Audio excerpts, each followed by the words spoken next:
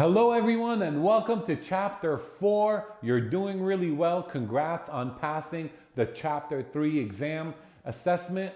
I appreciate that. You're working really hard. We're getting through this together. The first number of chapters are very heavy. They're very difficult, but we're going to start to notice that we're going to speed through this and get through it a little bit quicker. So first I wanted to congratulate you. You have accomplished 3 chapters already and we're on our way to finish. Now, as I state at the beginning of every chapter, if you have not read chapter 4, this is the time to pause this video, go back to chapter 4, read the entire chapter, take the quiz inside the book, grade yourself from the back of the book, get familiar with the material, feel comfortable around chapter 4, then, and only then, play this video so I could just give you highlights. Because what I'm going to do is I'm going to go through it and give you a few nuggets and highlights of things I think are going to be on the state exam that you need to grab and master. Then after that, I'll go through a summary of chapter 4. And from there, you go on to take the assessment. So let's go. Chapter 4 is fair housing. One of my favorite chapters. It's so applicable to what we do. You're going to notice there's some things in this book. You know, this book is full of a lot of things that may not be applicable so much in northern New Jersey like they are in South Jersey. This chapter, doesn't matter where you are, it's very, very applicable. And everything we went through so far is very applicable. That's why it's my favorite chapter. If you turn your book to page 50, we're going to start on page 50 with the Civil Rights Act of 1866. You have to understand that this is where it all begins. In this chapter, by the way, we're going to discuss a lot of the federal laws, okay, and the federal fair housing laws in particular, but I don't want you to confuse them with state housing laws, okay? So there's federal, there's state. We're going to start with federal. We'll touch a little bit on state. There's actually a very powerful diagram I'm going to show you for breaking down everything's on the state level, but we're going to start with the federal and then we'll do a review of the entire chapter, okay? So it all begins with the Civil Rights Act of 1866. The efforts of the federal government to guarantee equal housing opportunity for all U.S. citizens began almost 150 years ago with the passage of the Civil Rights Act of 1866. Highlight that. This law, an outgrowth of the 14th Amendment, prohibits any type of discrimination based on race and color. All citizens of the United States shall have the same right in every state and territory as is enjoyed by white citizens thereof to inherit, purchase, lease, sell, hold, and convey real and personal property. Because of the reference to white citizens, this law has been widely interpreted to prohibit discrimination based on race and or color. In 1987, in a court case involving that old Civil Rights Act, the Supreme Court broadened the definition of race, implying that it also may apply to ethnic or even in some cases religious groups. No exceptions are allowed to this federal law. Again, there are no exceptions when it comes to race and color. When it comes to discrimination against race and color, there's no exception. When it comes to discrimination against other things, there may be some exceptions. But if it's about race and color, no exceptions. This is critical and foundational for this chapter, all right?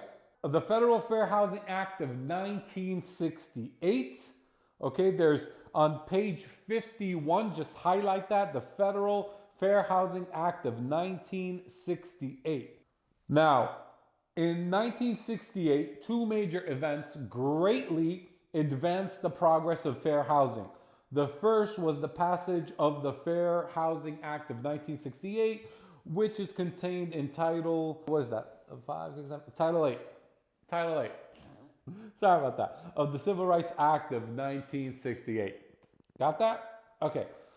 This law provides that it is unlawful to discriminate on the basis of race, color, religion, national origin when selling or leasing residential property. We talked about the Civil Rights Act of 1866, race and color. Federal Fair Housing Act of 1968 now includes religion, national origin, and race, color as well when it comes to selling or leasing property. Now, the rest of the chapter, the rest of the bullet points on this page 51, I want you to highlight so you could get familiar. If you go to page 53, these are going to be on your state exam, these very critical terms. There's 3 terms in here. I have them here. We got one of them here, one of them here, one of them here. So, block busting. It's going to be on your state exam. You need to know what block busting is. Steering. Steering is going to be on the state exam. You need to know what it is. Redlining is going to be on your state exam. You need to know what it is. When I say something is going to be on the state exam, this is when you got to stop what you're doing and pay close attention, take notes, highlight. The next 3 words I'm going to give you are going to be all over that state exam.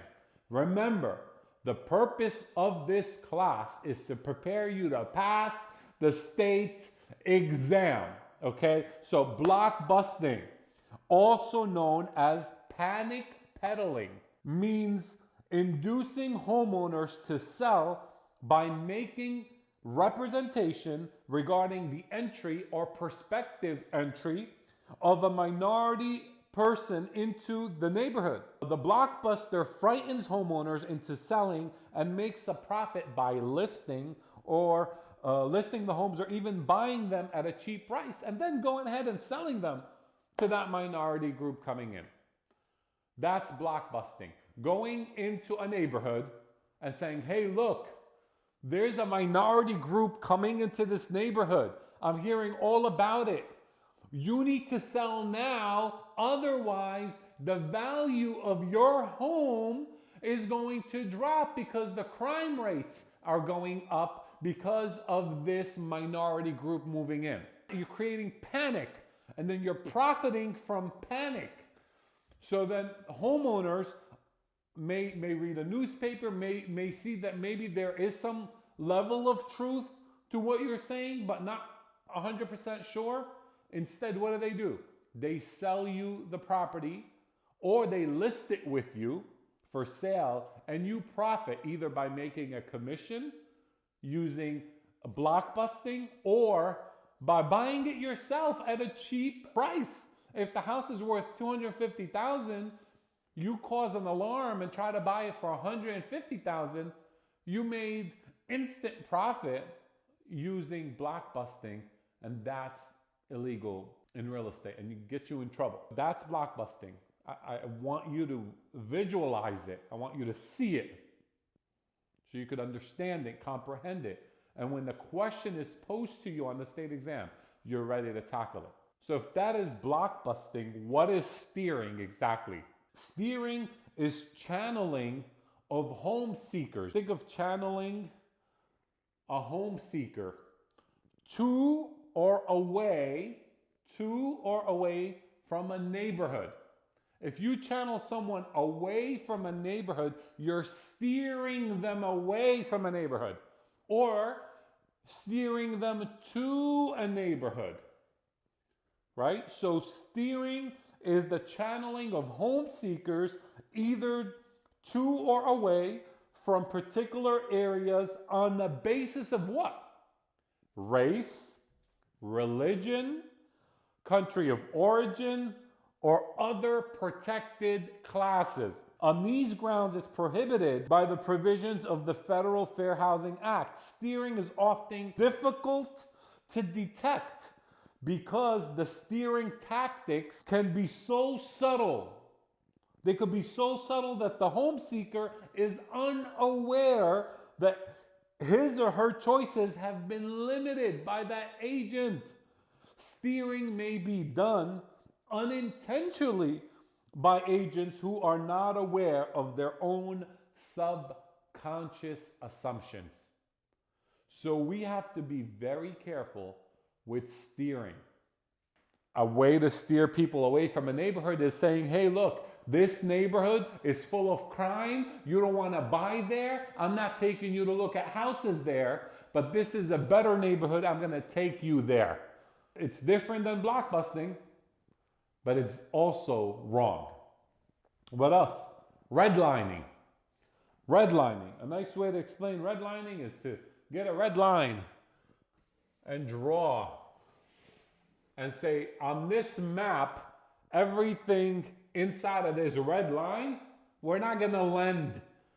We're not going to lend in this area. That's a fast way to remember. Redlining. You're drawing a red line. But think of insurance companies and think of lenders that would practice redlining. We're not going to provide low insurance costs or low insurance rates in this neighborhood.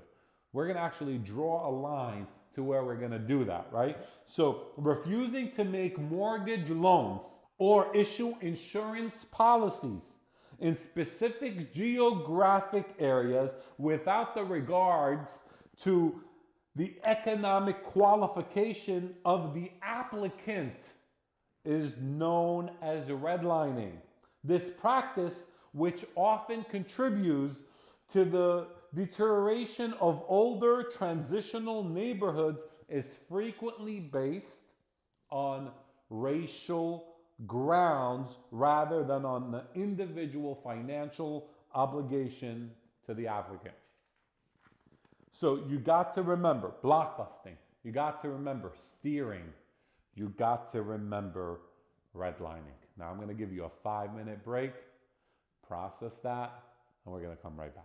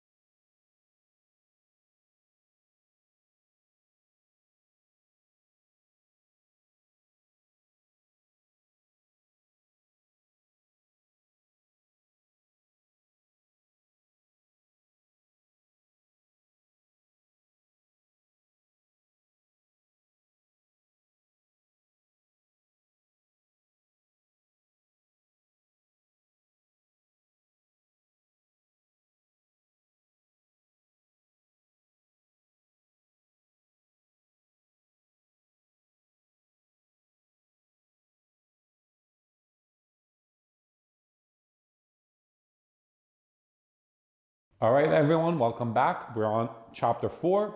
We covered the federal fair housing laws. Now we're going to go into the state fair housing laws really briefly.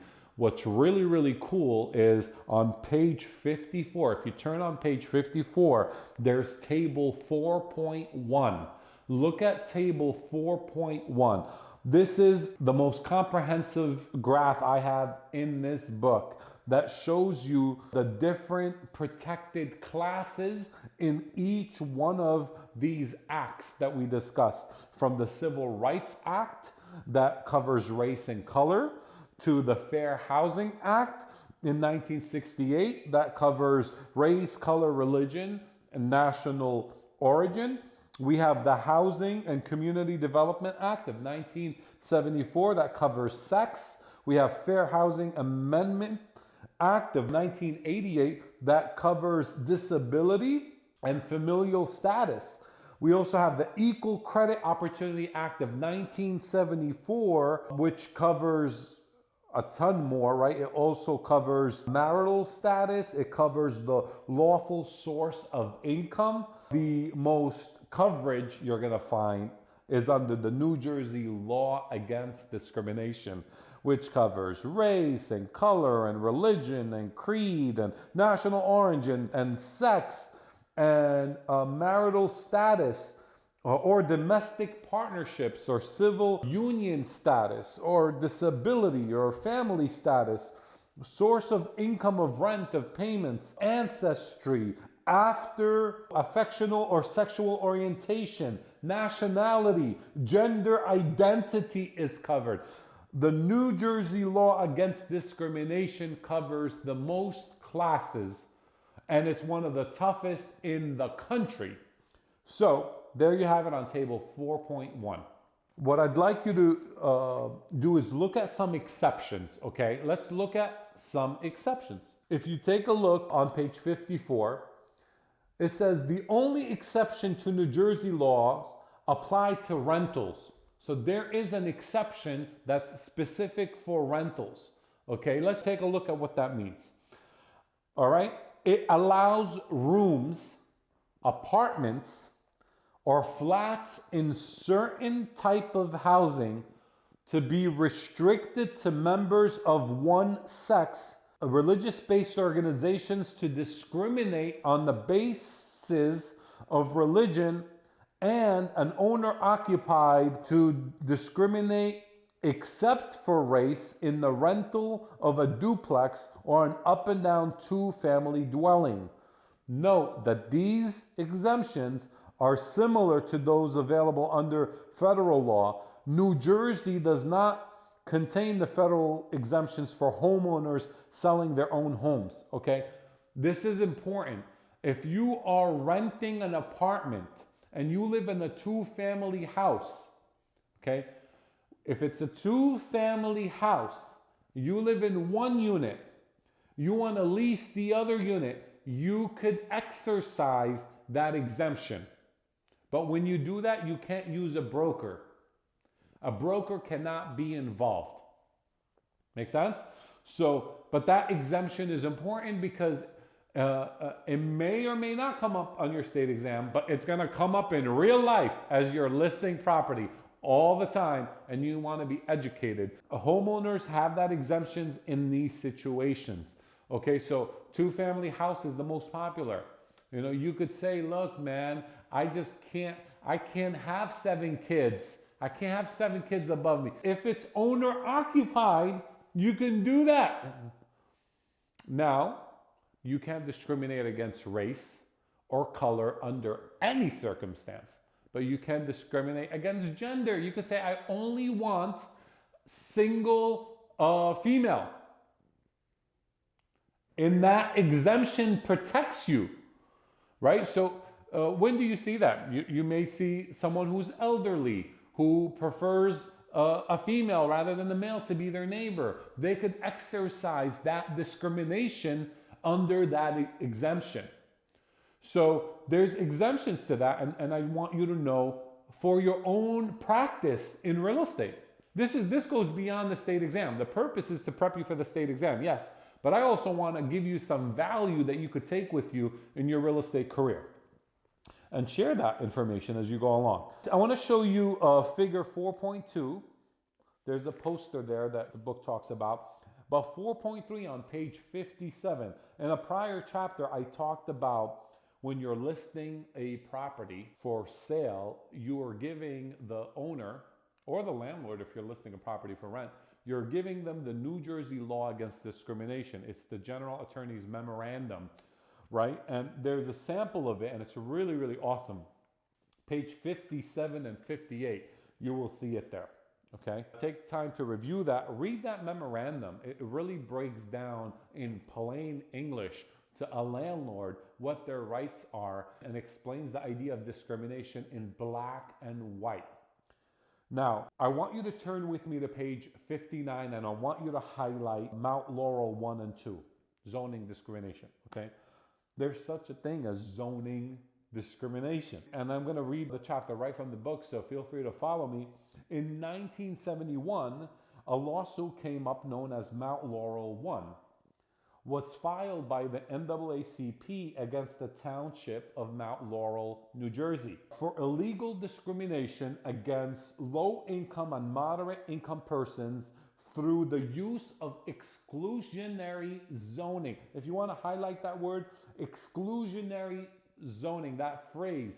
The court stated that all developing communities had to zone for their fair share of the regional needs for low income and moderate income families. In 1975, the court ruled that the poor may not be excluded from residential areas. That's Mount Laurel 1. In 1983, Mount Laurel 2, which is a second suit filed by the NAACP against Mount Laurel, resulted in the courts providing specific guidelines for all developing communities and said that all municipalities have an obligation to provide a range of housing. This was accomplished by allowing for higher density developments a 20% set aside zoning for mobile homes and a requirement that communities must cooperate with efforts to obtain subsidies. A panel of 3 judges appointed by the Chief Justice was set up to handle similar matters. Mount Laurel 1 and 2 have to do with exclusionary zoning, which is zoning discrimination.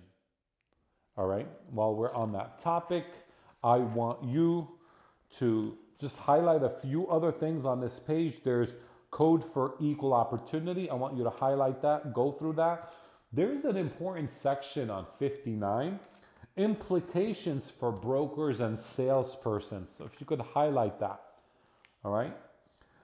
How you advertise is important. How you advertise your real estate listing is important. And from the lens of the federal fair housing law and the state fair housing law, you have to be careful how you advertise. So I want you to highlight on page 60 advertising and just go through that.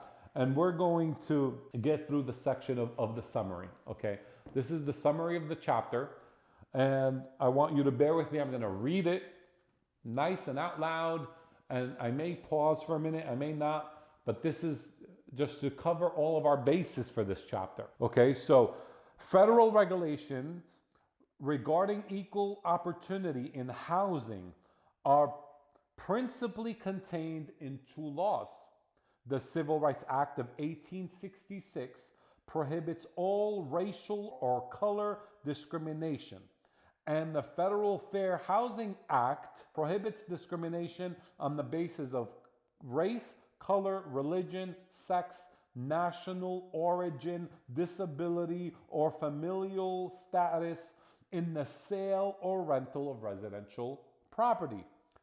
Discriminatory actions include refusing to deal with an individual or a specific group, changing any terms of real estate or a loan transaction, changing the services offered for an individual or a group, making statements or advertisements that indicate discriminatory restrictions or otherwise attempting to make a dwelling unavailable to a person or a group because of their membership in a protected class. Some exceptions apply to owners, but none apply to brokers.